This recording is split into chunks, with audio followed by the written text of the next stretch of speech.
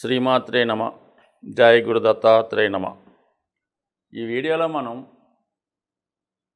July 1వ తారీఖు నుంచి డిసెంబర్ 31వ తారీఖు మధ్యలో జరిగే సుమారుగా ఒక అర్ధ సంవత్సర ఫలితాలు 2024లో రెండవ భాగం ఏ విధంగా జాతకుడికి ఉండబోతుంది.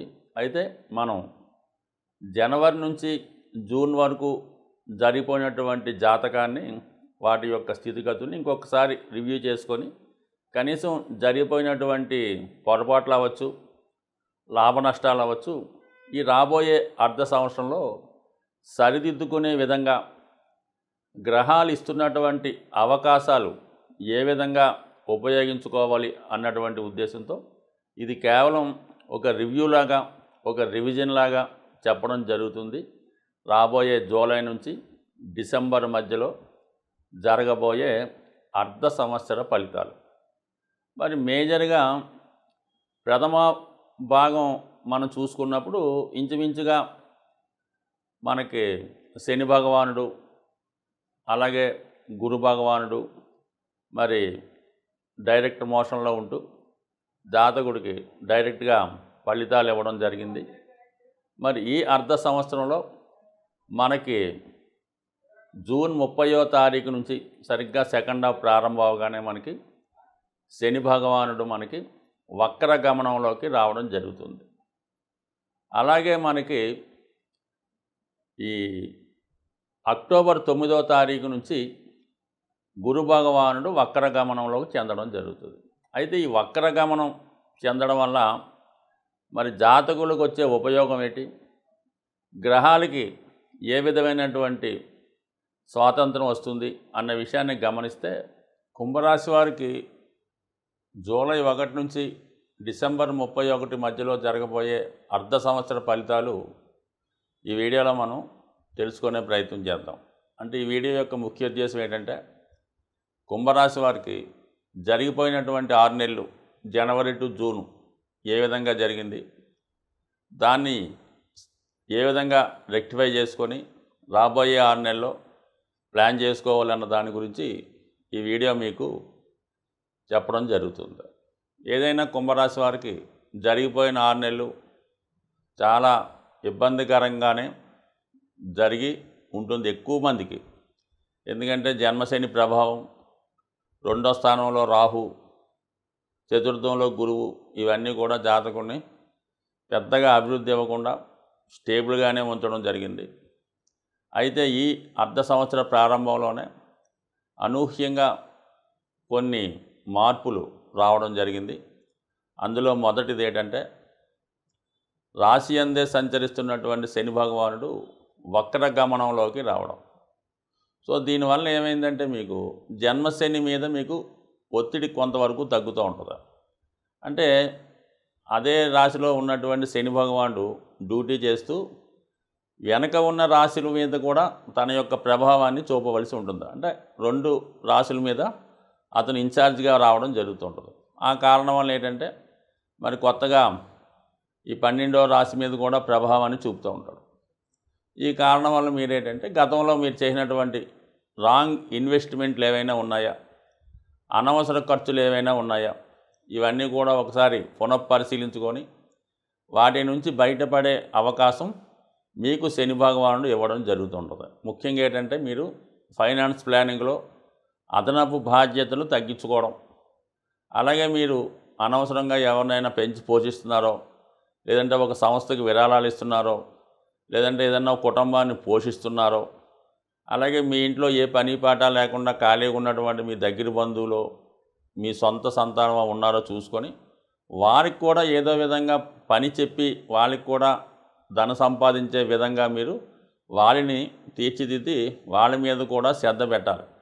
ఏదో మీరు సంపాదిస్తున్నారు కదా అని మీ మీద ఆధారపడుతున్న వాళ్ళు ఖచ్చితంగా ఏంటంటే ఎవరికైనా సరే ఒకరి మీద ఇతరులు ఆధారపడుతుంటే అది ఏదో విధంగా వాళ్ళకి తగు విధమైనటువంటి ఉపాధి కల్పించి ఆ బడ్డీని తగ్గించుకునే ప్రయత్నం చేస్తేనే మీరు బాగుంటారు, వాళ్ళు బాగుంటారు, మీరు కూడా అభివృద్ధికరంగానే ఉంటారు. ఒక కుటుంబంలో ఖాళీగా ఒక వ్యక్తి ఉంటే అంటే ఇది వయసు పెద్ద అయిన వారు అది పక్కన పెట్టండి, చేయగలిగే సామర్థ్యం ఉండి ఆధారపడుతూ ఉంటే ఖచ్చితంగా ఆ కుటుంబం ఇబ్బంది పడుతుంటుంది. ఇది ముఖ్యంగా కుంభరాశి వారికి వర్తిస్తుంటుంది కాబట్టి ఒక్కసారి మీకు అది పరిశీలించి వాళ్ళకేదో ఒక చిన్నదో చితకో ఉద్యోగం చేసి వాళ్ళ కాళ్ళ మీద వాళ్ళు నిలబడే విధంగా పెడితే మీ మీద బర్డెన్ తగ్గుతుంది.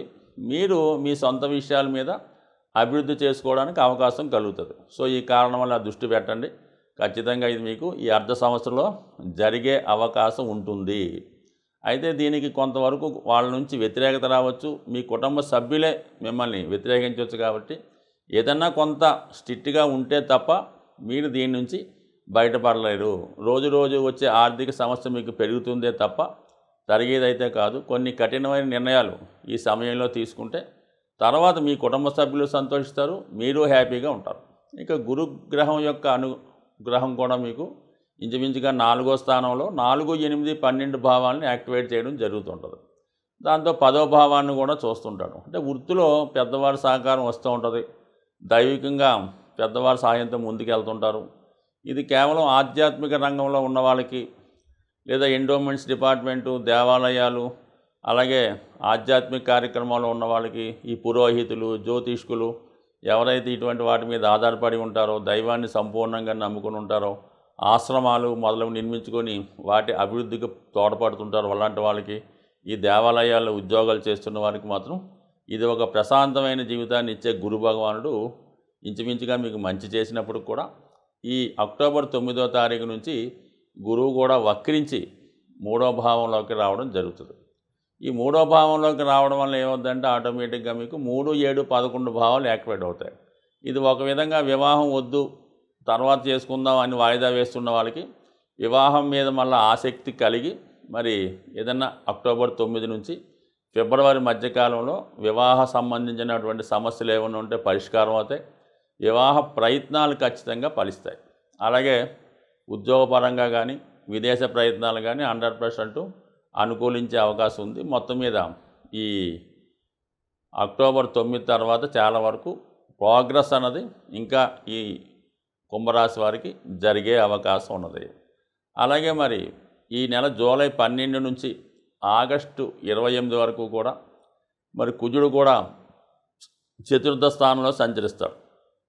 అక్కడ ఉన్నటువంటి గురువుతో కలుస్తాడు. ఆ 2 గ్రహాలు కూడా దశమ భావాన్ని వీక్షిస్తాయి. అలాగే శని భగవాను కూడా దశమాన్ని వీక్షిస్తాడు. ఎందువలన కుజుడు స్వక్షేత్రం వీక్షించడం, అలాగే శని గురువు కూడా అదే భావం మీద చూపించడం ఖచ్చితంగా మీకు ఈ రాబోయే జూలై 12 నుంచి ఆగస్టు నెలాఖరు లోపల ఉద్యోగపరమైనటువంటి అభివృద్ధి ఖచ్చితంగా వస్తుంది. అలాగే ప్రభుత్వ ఉద్యోగం చేస్తున్న వాళ్ళకి ఎటువంటి సమస్యలున్నా పరిష్కారం అయితే ఒక విధంగా అభివృద్ధి కూడా రావచ్చు. అలాగే ఎవరైతే మరి గవర్నమెంట్ సర్వీస్ కోసం కానీ రైల్వే డిపార్ట్మెంట్లో జాబ్ కొరకు కానీ ప్రయత్నం చేస్తున్నారో, సివిల్స్ లాంటి ఎగ్జామ్స్ రాస్తున్నారో వాళ్ళందరికీ కూడా మరి ఈ సమయంలో మీకు మరి గురుగ్రహ అనుగ్రహం అనుకూలంగా ఉంది. శని భగవానుడి ఆశీస్సులతో మీరు ఖచ్చితంగా మరి అందులో సక్సెస్ అయ్యే అవకాశం ఉంది. అయితే మీరు కుటుంబ సమస్యలు కానీ ఆర్థిక లావాదేవీలు కానీ మీ మీద పెట్టుకోకుండా కేవలం చదువు మీదే మీరు దృష్టి పెడితే ఖచ్చితంగా మీరు అనుకున్నటువంటి గోల్ రీచ్ అయ్యే అవకాశం ఉంది. రాబోయే 6 నెలల్లో జాతకుడు తీసుకోవాల్సినటువంటి జాగ్రత్తలు, పరిహారాలు, మనం ఏదైనా జాతకపరమైన సమస్యలున్నా, గోచారానికి సంబంధించిన సమస్యలున్నా వాటి సంబంధించినటువంటి పరిహారాలు చేసుకోవడం వల్ల కొంతవరకు వాటి యొక్క తీవ్రత తగ్గడం జరుగుతూ ఉంటుంది. ముఖ్యంగా అన్ని రాశుల వారికి కావలసింది గురుగ్రహ అనుగ్రహం. ఏ భావంలో గురువు ఉన్నా ఖచ్చితంగా ఆ భావాలకు సంబంధించినటువంటి మంచి ఫలితాలు ఇవ్వడం జరుగుతూ ఉంటుంది. గురుగ్రహ అనుగ్రహం కోసం ఎప్పుడన్నా సరే మీరు గోవుల్ని సేవించడం వల్ల, ఎక్కువగా గురువు యొక్క ఆరాధన అంటే మనకి ప్రత్యక్షంగా ఉన్నటువంటి మీకు విద్య నేర్పిన గురువు అవ్వచ్చు, ప్రస్తుతం మరి షిరిడి సాయిబాబా వారు, దత్తాత్రేయులు వారు, అలాగే వెంకయ్య స్వామి గారు, రాఘవేంద్ర స్వామి, ఇటువంటి వారికి దేవాలయాల్లో మరి అక్కడ దేవాలయాన్ని దర్శించి తగు విధంగా గురువుని సేవించడం చేయడం వల్ల జాతకంలో గురువు బలవంతుడై మీకు మిగతా గ్రహాలు కూడా అనుకూలించే ఫలితం ఇవ్వడం జరుగుతుంది. ఇంకా తీవ్ర ఇబ్బందుల్లో ఉన్నవాళ్ళు, ముఖ్యంగా అనారోగ్య సమస్య కానీ బాగా ఫైనాన్షియల్ స్ట్రగుల్ ఉన్నవాళ్ళు ఏం చేయాలంటే, వారు గోశాల దర్శించి ఆ గోశాలలో వీరు ఎంత బరువు ఉన్నారు చూసుకోండి. సుమారు ఒక 60 కేజీలు ఉంటాయి.